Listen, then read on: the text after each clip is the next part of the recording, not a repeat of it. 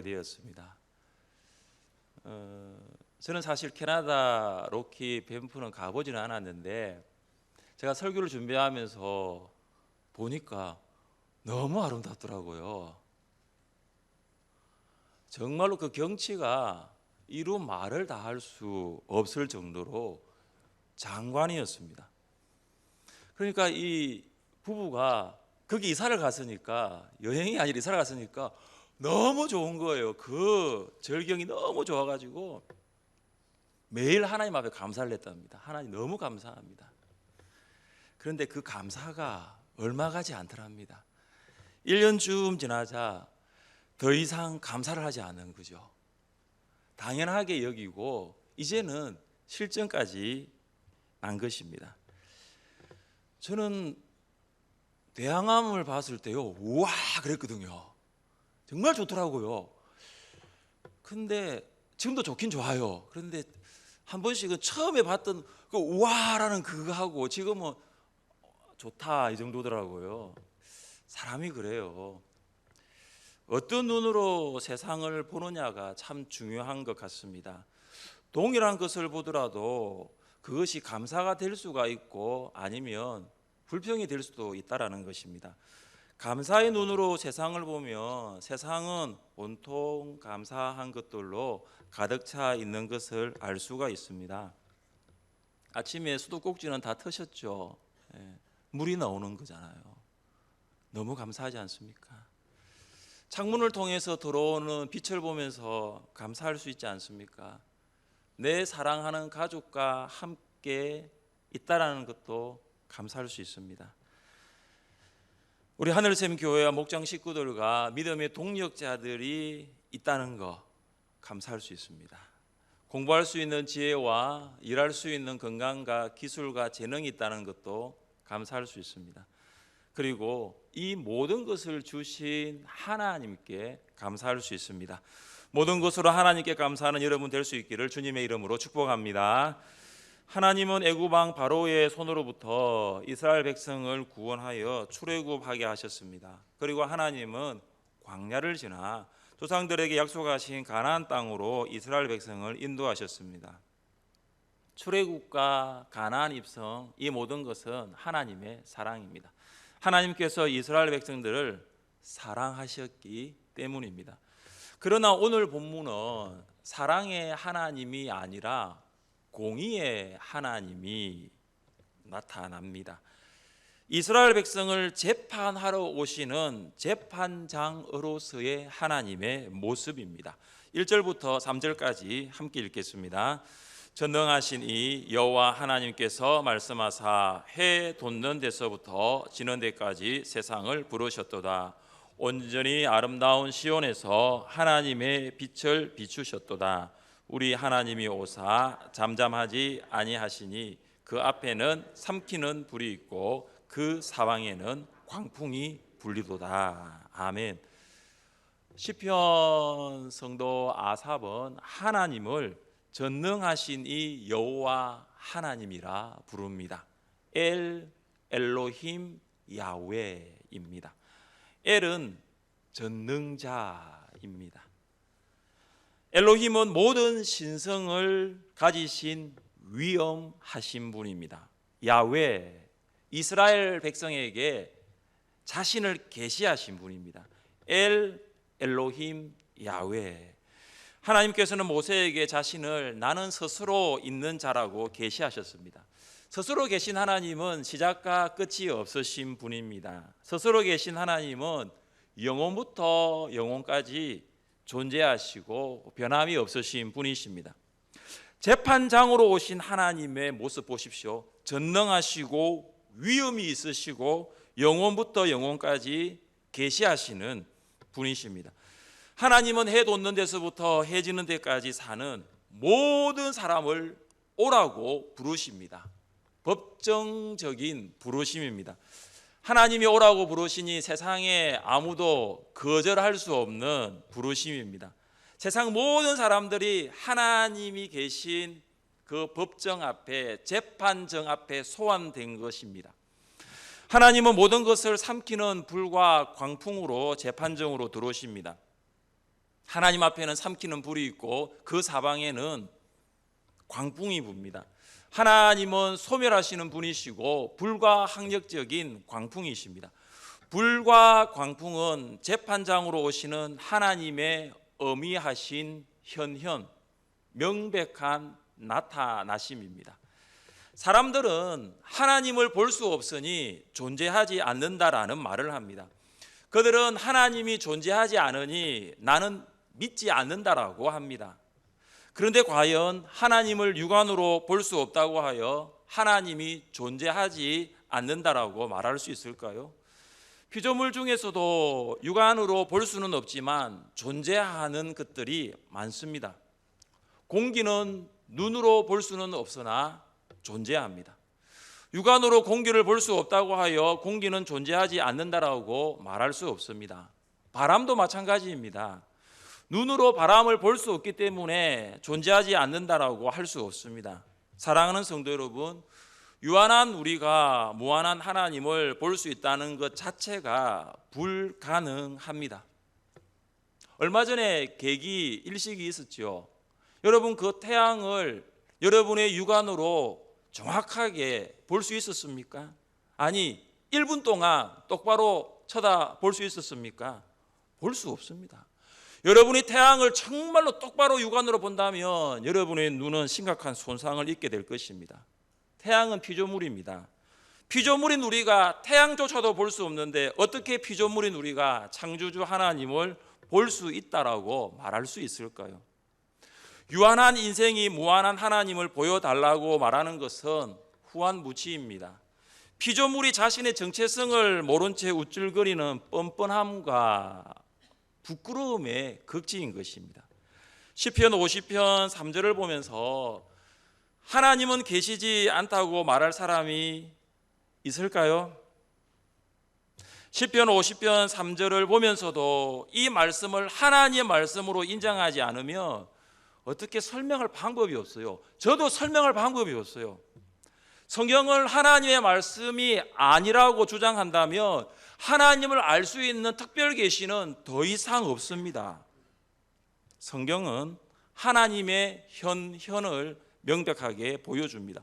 성경은 우리에게 전능하신 여호와 하나님이 계신다라고 분명히 말씀하고 있습니다. 전능하신 여호와 하나님을 믿을 수 있기를 주님의 이름으로 축복합니다. 이제 하나님은 하늘과 땅을 정인으로 택하신 후에 자신의 백성들을 불러 모으십니다. 5절입니다. 이르시되 나의 성도들을 내 앞에 모으라. 그들은 제사로 나와 언약한 이들이니라 하시도다. 하나님은 자신의 백성을 어떻게 부르십니까? 제사로 나와 언약한 이들입니다. 이스라엘 백성은 제사로 하나님과 언약을 맺은 자들입니다. 그들은 제사를 통해서 하나님께로 가까이 나아갈 수가 있었습니다. 이 제사라는 것은 하나님과 이스라엘 백성이 관계가 있다, 이것을 증거하는 것입니다. 이처럼 예배는 우리가 하나님과 언약을 맺은 백성이라는 것을 증거하고 있습니다. 하나님과 언약 관계를 맺은 백성이기 때문에 하나님께서는 우리를 예배로 부르신 줄 믿습니다. 예배의 자리에 있는 이 자체가, 내가 오늘 하나님 앞에 나와서 예배드린다는 이것이 나는 하나님의 백성이고 하나님과 관계에 있다는 것을 믿을 수 있는 것입니다. 하나님과 이스라엘 백성이 맺은 언약 관계에서의 5대 제사가 무엇입니까? 우리 같이 한번 읽어볼까요? 번제, 소제, 화목제, 속죄제, 속건제, 5가지죠. 번제는 흠없는 수소나 수양을 제가 될 때까지 완전히 태워드리는 온전한 헌신입니다.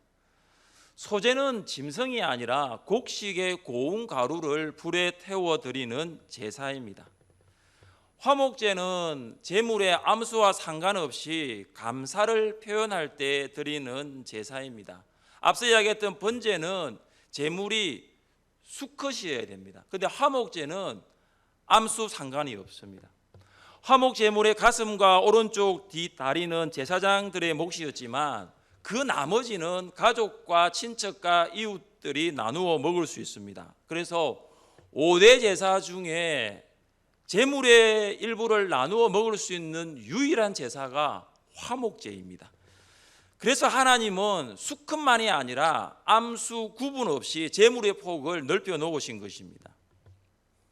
우리는 오늘 성찬식을 통해서 떡을 먹고 포도주를 마시는 만찬에 참여합니다. 예수님을 구주와 주님으로 영접하여 언약 관계를 맺은 자만이 이 성찬에 참여할 수 있다는 것을 기억하십시오. 예수님은 화목제물로 십자가에서 죽으시고 부활하셨습니다. 우리는 예수님의 십자가의 죽으심과 부활을 믿음으로 하나님과의 관계가 언약 관계로, 원수 관계에서 샬롬으로 화목되었습니다. 하나님과의 관계가 원수에서 샬롬으로 화목된 우리는 성찬에 참여함으로써 성도와의 관계도 화목된 관계로 바뀌어질 수 있는 것입니다. 성찬을 통해서 하나님과 화목되고 성도들과 화목되는 은혜를 누리시기를 간절히 바랍니다. 속죄제는 하나님의 말씀에 불순종하여 그 죄를 씻기 위하여 드리는 제사입니다. 제사장은 속죄제를 드릴 때에 수송아지를 드렸고, 족장은 순염소를, 평민은 암염소를, 가난한 사람은 산비둘기와 집비둘기 새끼를 드릴 수가 있었습니다. 하나님께서 사람마다 각기 제물을 이렇게 구분하신 이유는 모든 사람이 죄인이라는 것입니다.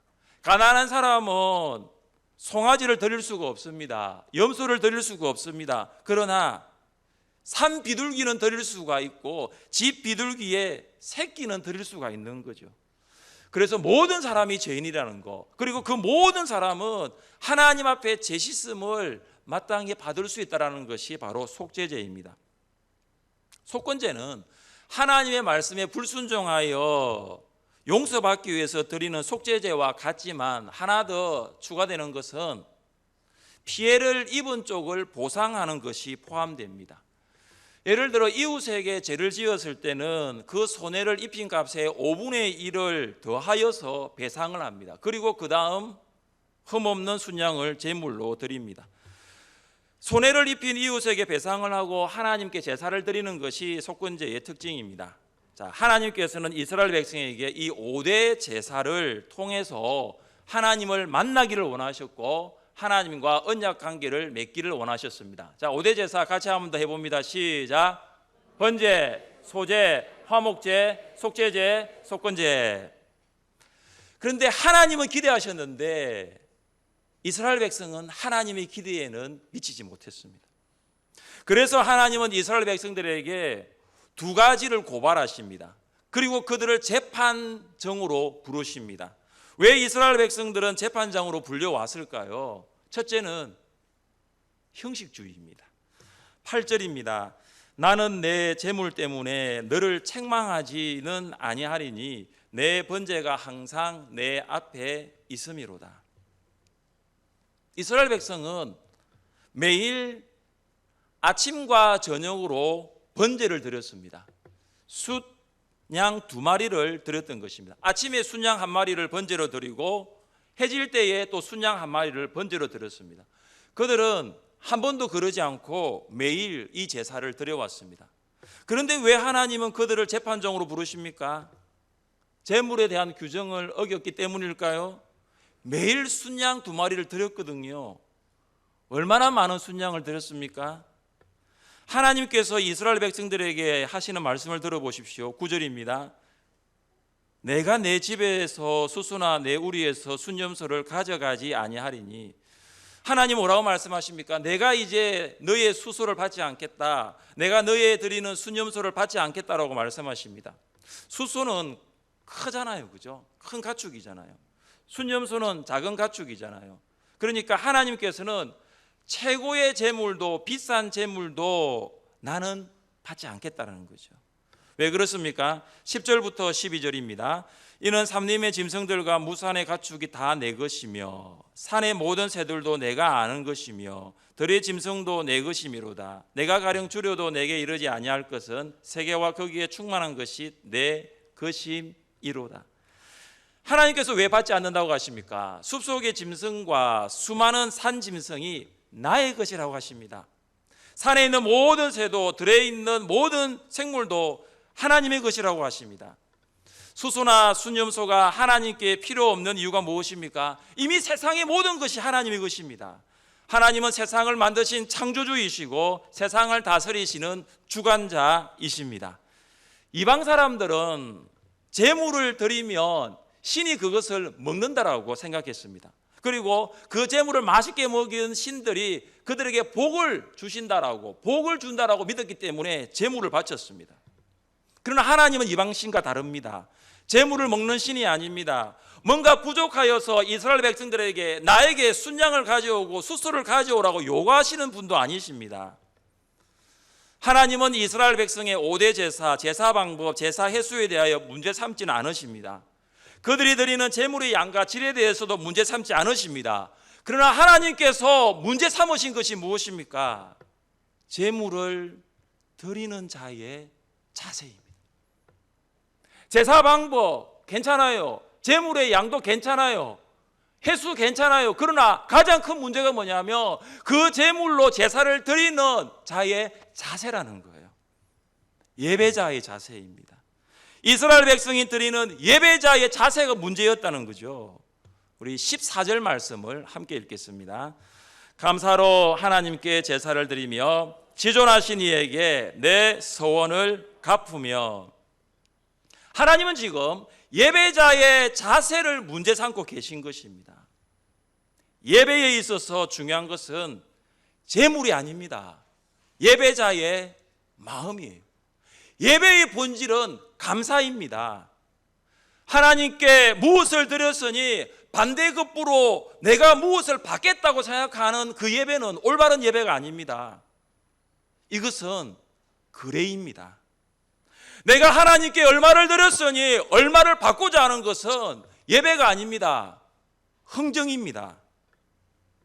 여러분, 예배는 감사입니다. 감사로 예배를 드리는 것입니다. 감사로 드리는 예배가 바른 예배이고 감사로 예배로 드리는 예배가 참된 예배입니다. 여러분, 방금 맥주 감사 헌금을 드리면서 여러분의 감사가 그 헌금 안에 있습니까? 아니면 감사는 없고 감사는 빠지고 그냥 드리니까, 그냥 예배 순서에 있으니까 그냥 그렇게 드렸습니까? 하나님은 감사로 드리는 헌금을 받으십니다. 우리 하나님이 돈이 부족하여서 우리의 돈을 받으시는 분이 아니십니다. 우리 하나님이 가난하여서 배가 고파서 우리의 돈이 필요하신 분이 아니십니다. 감사 없는 헌금은 결코 하나님을 기쁘시게 할 수가 없습니다. 우리 함께 말씀을 읽어보겠습니다. 각각 그 마음에 정한 대로 할 것이요 인색함으로나 억지로 하지 말지니 하나님은 즐겨내는 자를 사랑하시느니라. 하나님은 인색함으로 억지로 드리는 헌금 받지 않습니다. 하나님은 즐겁게 드리는 헌금, 감사의 마음으로 드리는 헌금을 받으십니다. 그래서 하나님께서 우리가 어떤 마음으로, 어떤 자세로, 어떤 동기로 드리느냐를 보고 계신 것입니다. 2020년 상반기 우리나라에는 감사보다 검사가 참 많았죠. 코로나19 바이러스 검사를 참 많이 했습니다. 사실은 그것 때문에 많은 사람들이 걱정을 하고 있습니다. 다시 생각하고 싶지 않은 2차 유행이 이미 시작되었다라고 하는 사람들이 있을 정도로 앞으로가 더 걱정입니다. 제가 보니까 낙동강 남았더라고요. 낙동강 이미 이제 전라도까지 이렇게 왔으니까. 그러나 한번 여러분 돌아보십시오. 하나님께서 여기까지 우리를 인도하시고 지켜주신 은혜를 묵상해 보십시오. 코로나19 가운데서도 예배와 기도, 양육과 훈련, 목장 모임과 전도가 계속될 수 있었던 것은 하나님의 은혜입니다. 아직도 경제적인 불안과 침체가 현재 진행형으로 계속되고 있지만 그 속에서도 날마다 일용할 양식을 공급하시고 채워주신 것은 하나님의 은혜입니다. 매일의 삶이 감사가 되고 감사의 삶이 매일의 삶이 될 수 있기를 바랍니다. 감사하는 마음을 담아 하나님께 예배드리는 여러분 되시기를 주님의 이름으로 축복합니다. 감사로 예배드리는 자에게 하나님께서 주신 약속이 있습니다. 15절을 읽겠습니다. 환난 날에 나를 부르라. 내가 너를 건지리니 내가 나를 영화롭게 하리로다. 많은 사람들이 환난을 만나며 먼저 하는 것이 탓이에요. 탓. 남 탓, 가족 탓, 때로는 목사님 탓도 하더라고요. 목사 탓을 하더라고요. 목사 탓, 교회 탓, 나중에는 어디까지 가냐면 하나님 탓까지. 그러나 감사로 예배하는 신자는 환난을 만나면 하나님을 탓하는 것이 아니고 하나님의 이름을 부릅니다. 지금까지 하나님을 바라보고 하나님을 의지해 왔기 때문입니다. 그동안 환경 때문에 감사한 것이 아니었습니다. 상황 때문에 감사한 것이 아니었어요. 코로나 이전에는 감사했지만 코로나 이후에는 감사하지 않은 것이 아니었습니다. 하나님 때문에 감사했습니다. 하나님 때문에 감격했습니다. 그래서 환경을 만나도 환경이 아니라 하나님을 바라볼 수 있게 된 것입니다. 하나님의 이름을 부르는 것입니다. 감사로 예배하는 성도가 하나님을 부를 때 하나님은 응답하십니다. 환난 날에 하나님을 부를 수 있다는 능력이 감사에서 온다는 것을 기억하십시오. 신앙은 형식이 아니라 능력입니다. 형식이라는 껍데기에서 탈피하여 감사의 능력으로 살아가십시오. 형식이라는 껍데기는 과감히 던져버리시고 감사의 능력으로 살아가십시오. 감사는 환난을 이길 수 있는 능력입니다. 감사는 환난을 극복할 수 있는 능력입니다. 감사하면 하나님의 이름을 부르게 되고 하나님의 이름을 부르게 될 때 하나님께서 도와주시는 줄 믿습니다. 사랑하는 성도 여러분, 이제부터 신앙생활 하는 척 하지 마세요. 진짜 신앙생활 시작하십시오. 신앙생활 하는 폼 잡지 마세요. 정말로 능력으로 살아가세요. 환난 날에 내가 어떻게 반응하느냐는 내 신앙이 그동안 형식주의로 살아왔느냐, 내 신앙이 정말로 능력으로 살아왔느냐를 결정하는 것 아닐까요? 진짜 신앙생활 하십시오. 감사하는 생활 하십시오. 이러한 감사의 능력이 여러분과 함께 하시기를 주님의 이름으로 축복합니다. 하나님이 이스라엘 백성들에게 고발한 두 번째가 무엇입니까? 위선주의입니다. 재물에 대한 잘못된 생각을 바로잡아 주신 하나님은 이제 악의 문제에 대한 경고의 말씀으로 선포하십니다. 16절입니다. 악인에게는 하나님이 이르시되 내가 어찌하여 내 율례를 전하며 내 언약을 내 입에 두느냐. 갑자기 이스라엘 백성을 쭉 이야기하다가 16절에서는 악인으로 이 대상이 바뀌어 버립니다. 왜 악인으로 바뀌었을까요? 이 악인은 율법을 연구하고 가르치는데 자기는 그대로 살지 않는 거예요. 예배 시간에 율법을 낭송하고 율법대로 살아라고 가르치는데 자기는 정작 그렇게 살지 않는 거예요. 그 사람이 악인이라는 거예요. 하나님께서는 왜 그들을 악인이라고 부르십니까? 17절입니다. 내가 교훈을 미워하고 내 말을 내 뒤로 던지며. 예배 가운데 율법을 낭송하고 가르쳤지만 그들은 율법을 거부하고 거역했습니다. 그들은 율법을 알고 입으로 말하지만 정작 율법은 따르지 않고 어겼습니다. 겉으로는 율법을 따른다라고 고백했는데 실제 보니까 무시하고 살아왔던 거예요. 겉과 속이 다른 거, 바깥과 안이 다른 게 위선 아닙니까? 하나님은 그들의 위선에 대하여 침묵하지 않으십니다. 그들의 신앙의 위선적인 모습, 그들의 신앙의 겉과 속이 다른 모습을 이제 드러내고 계십니다. 우리 함께 18절부터 20절까지를 읽겠습니다. 도둑을 본 적 그와 연합하고 간음하는 자들과 동료가 되며 내 입을 악에게 내어주고 내 혀로 거짓을 꾸미며 앉아서 내 형제를 공박하며 내 어머니의 아들을 비방하는도다. 여러분 이거 읽으면서 어디서 많이 봤던 내용 아닙니까? 뭐죠? 십계명이에요. 십계명. 십계명에 있는 내용들이잖아요. 율법 교사들은 8계명 도둑질 하지 말라라고 8계명을 가르쳤는데 그들은 도둑을 보았을 때 한 통속이 되어서 눈을 감아주는 거예요. 율법 교사들은 간음하지 말라라고 7계명을 가르쳤는데 오히려 간음하는 자들 책망한 것이 아니라 그들과 친구가 되어버렸습니다.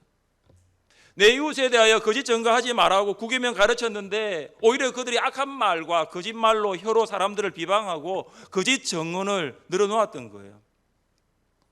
말씀대로 가르치고 말씀대로 살아가야 할 지도자들이 말씀대로 살지 않고 불순종했다는 거죠. 신앙의 모범을 보여야 할 지도자들이 하나님의 말씀을 어겨 책망을 받게 되는 것을 우리는 보고 있습니다. 최근에 모두를 위한 차별금지법, 포괄적 차별금지법이 발의되었습니다. 이 법안에는 성별, 장애, 나이, 언어, 성적 지향, 성별 정체성 등 22개 항목이 포함되어 있습니다. 이 법안에서 가장 무서운 글자가 뭐냐면 제일 마지막에 있는 등이에요. 등. 동성애에 관한 법도 이 22개 항목에 포함되어 있습니다. 여러분, 동성애 선입니까? 악입니까? 세상 사람들 중에 선이라고 말하는 사람들 있지만 하나님은 그것을 악이라고 하십니다. 죄라고 하십니다. 남자가 더불어 부끄러운 일을 하고 여자가 여자와 더불어 부끄러운 일을 하는 것은 죄입니다. 우리나라 현재 국회의원 300명 중에 기독 국회의원이 125명, 전체의 41%입니다. 125명의 국회의원들, 기독 국회의원들 하나님을 믿고 있습니다. 성경이 신앙과 행위의 표준이라는 것을 믿고 있습니다. 동성애는 악이라는 것, 차별금지법은 악법이라는 것 외쳐야 하지 않을까요? 그들이 정말로 거듭난 그리스도인이라며, 그들이 정말로 성경을 하나님의 말씀으로 본다면 성경이 동성애를 악이라고 하는데 잘못되었다라고, 그것은 악법이라고 외쳐야 하지 않을까요? 사람들은 동성애자를 성소수자라 하여 인권을 강조하지만 기독 국회의원들은 에이즈의 99%가 동성 간의 성접촉으로 발생한다는 것을 알려야 합니다. 동성애를 조작하는 차별금지법을 통하여 에이즈를 발생하는 이 법안은 한 사람의 인생을 살리는 것이 아니라 더 이상 회복할 수 없는 나락으로 추락시키는 악법인 것입니다. 하나님 말씀을 알고 있습니다. 우리 모두도 하나님 말씀을 알고 있어요. 그런데 말씀대로 살지 않는 사람을 향하여 하나님은 악인이라고 말씀하고 있습니다. 정작 자신은 그렇게 살지 않으면서 다른 성도를 향하여 그렇게 살라고 가르치는 그들을 위선자라고 부르십니다. 겉과 속이 다른 것입니다. 교회 안에서의 국회의원과 국회 안에서의 국회의원이 다른 거예요. 교회 안에서의 성도와 세상에서의 성도가 다른 거예요. 믿음과 생활이 다른 거예요. 겉과 속이 다른 것은 옳은 것이 아니라 그런 것이고 틀린 것입니다. 그것은 위선입니다. 하나님께서 우리에게 원하시는 삶은 위선이 아니에요. 감사하는 거예요. 함께 23절 말씀을 읽어보겠습니다. 감사로 제사를 드리는 자가 나를 영화롭게 하나니 그의 행위를 옳게 하는 자에게 내가 하나님의 구원을 보이리라. 아멘. 우리가 감사로 예배를 드릴 때에 위선적인 삶이 아니라 참되게 살아갈 수 있습니다. 감사로 예배를 드린 자의 삶은 더 이상 위선이 아니라 올바른 삶입니다. 감사로 예배를 드리는 성도는 말씀을 아는 자리에서만 머무는 것이 아니라 말씀을 행하고 그 말씀을 실천하는 자리로 나아가는 것입니다. 감사로 예배를 드리는 자는 하나님께 영광을 돌립니다. 하나님은 바로 감사로 예배를 드리는 자에게 구원을 보여주십니다. 사랑하는 성도 여러분, 혹시 우리의 신앙 안에 이 형식주의와 위선주의가 있습니까? 있다면 버릴 수 있기를 바랍니다. 능력이 없는 형식주의만 있는 신앙에서 감사의 능력을 회복하는 신앙으로 살아가십시오. 아는 척, 믿는 척하는 위선주의에서 옳게 행하는 삶으로 살아가십시오. 말만 앞세운 위선적인 신앙생활에서 벗어나 말씀을 행하는, 실천하는 참된 예배자가 되십시오. 감사로 예배하여 신앙의 형식주의와 위선주의에서 벗어나십시오. 감사로 예배하는 여러분 되시기를 주님의 이름으로 축복합니다. 기도하겠습니다.